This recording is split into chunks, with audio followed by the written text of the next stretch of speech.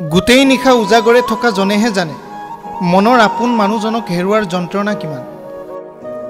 আপোন যেন বহুতকে লাগে, কিন্তু কেৱল কথাৰে। প্ৰতিটো আঘাতে এটা শিক্ষা দিয়ে আৰু সেই আঘাতে এজন মানুহক সলনি কৰে।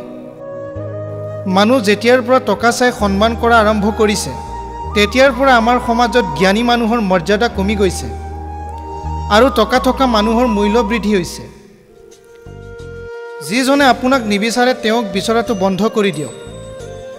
য'ত আপোনাৰ কোনো ইম্পৰ্টেঞ্চ নাই, তাত কাৰোবাৰ পৰা বিচাৰি ইম্পৰ্টেঞ্চ লোৱাৰো প্ৰয়োজন নাই। আপোনাৰো মূল্য আছে। হয়তো কোনোবাই আপোনাক বহুত বিচাৰে, তেওঁতকৈ বেটাৰ কাৰোবাক পাব আপোনাৰ জীৱনত। ভাল দিন সকলোৰে আহে, মাত্ৰ ধৈৰ্য ধৰক।